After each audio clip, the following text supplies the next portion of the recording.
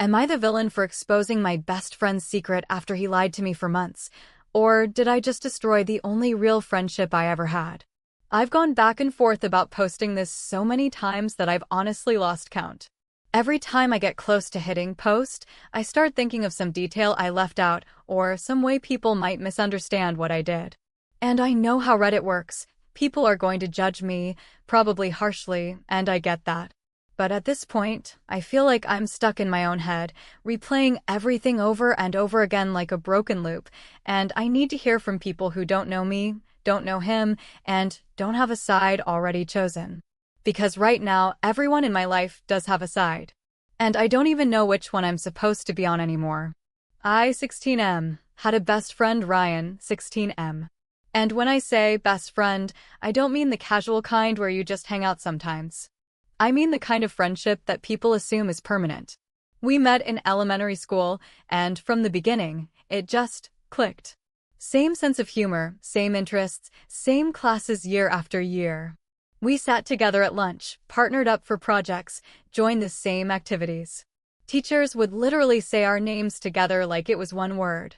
If someone asked me, even just a few months ago, who I trusted most in the world, I wouldn't even hesitate. It was him. And that's what makes this whole thing feel so unreal. Because I keep asking myself, how do you go from that to this? Ryan was always the outgoing one. The kind of person who could make friends in 5 minutes without even trying. He had this energy that pulled people in. I wasn't like that. I'm not antisocial, but I'm more careful, I guess. I don't open up easily. Ryan was the one who made things feel easier. Like I didn't have to try so hard to fit in because he was already there, pulling me along with him. And for years, that worked. Until it didn't. The change wasn't dramatic at first. No big fight. No obvious moment where everything shifted. It was small. So small that I almost ignored it. He started canceling plans more often. Not every time, but enough that I noticed. At first it was things like, I forgot I had to do something, or my parents need me home. Normal excuses. Nothing suspicious. Then he started being distant. Not physically, he was still at school, still around, but mentally.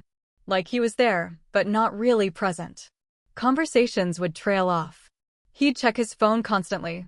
Sometimes I'd be talking and realize he wasn't even listening. I asked him about it. Multiple times. Hey, are you good? Yeah, why? You've just been kinda off. I'm fine, you're overthinking it. That became his default response. One night, this is the first moment that really stuck with me. We had plans to hang out. Nothing special, just the usual. He texted me in the afternoon saying he couldn't because of family stuff. I said it was fine. It was fine. People have lives. So I stayed home. Ate dinner. Started scrolling on my phone. And then I saw it. A story someone posted. A party. Loud music and a bunch of people from school. And in the background, clear enough that there was no doubt, it was him. Ryan. Laughing. Talking. Completely fine. Not at home. Not dealing with family stuff. Just there. I remember staring at my screen for way longer than I should have. Like if I looked long enough, it would somehow change. At first, I didn't even feel angry. Just confused. Why lie? That's the part that got me. Not that he went to a party. I don't care about that. But why not just say it? Why make something up? Then came the day everything changed. We had a group project for school. Ryan and I were paired with 2 other people, and we decided to meet at his house to work on it. For the first hour or so, everything felt normal. We joked around. Made fun of each other. It almost felt like before. And I remember thinking, maybe I really am overthinking everything. Then his phone buzzed. It was such a small moment. But it's burned into my memory. He picked up his phone, glanced at it, and his entire expression changed. Not dramatically, but enough that I noticed. He turned the screen away slightly.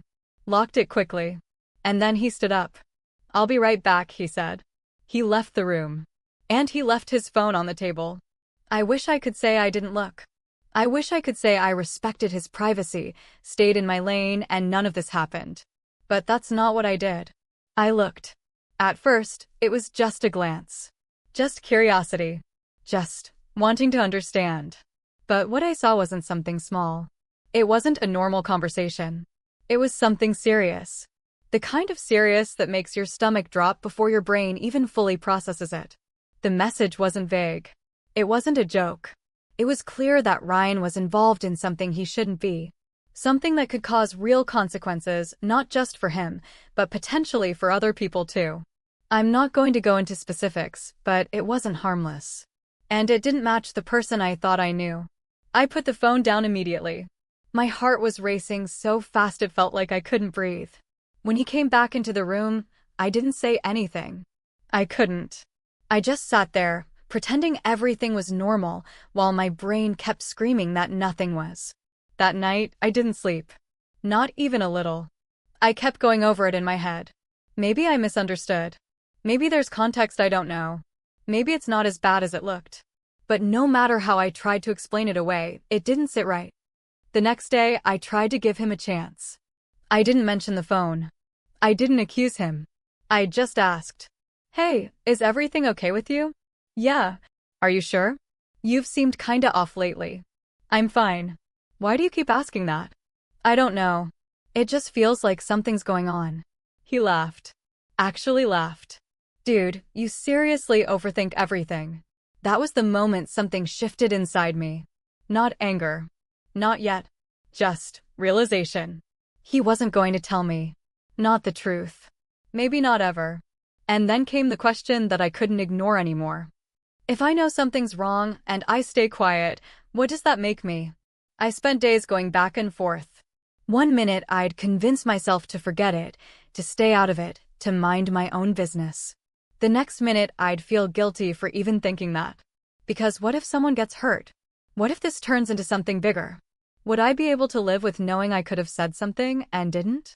Eventually, I made a decision. And it's the decision that changed everything. I told someone. Not publicly. Not for attention. Not to expose him. I went to an adult I trusted and explained what I saw. I thought I was doing the responsible thing. The right thing. But the aftermath was worse than anything I expected. Ryan found out it was me. I still don't know how. But he did. And when he confronted me, it wasn't just anger. It was something deeper. Betrayal. He didn't even let me explain. "You went behind my back? I was worried about you." "No, you weren't. You wanted to feel important." "That's not true." "You ruined everything." That sentence keeps replaying in my head. You ruined everything. Now he won't talk to me. Our friend group is split. Some people say I did the right thing. Others say I crossed a line I can't come back from. School feels different now. Tense. Like I'm being watched, judged, talked about. And the worst part? I don't even know if I regret it. Because part of me still thinks, if something serious was happening, someone needed to know. But another part of me keeps asking, did it have to be me? Did I handle it the worst possible way? Did I destroy the one friendship that actually mattered for something that wasn't even my place? I don't know anymore. And I don't trust my own judgment at this point. So I'm asking you, am I the villain here, or did I just do what no one else was willing to do?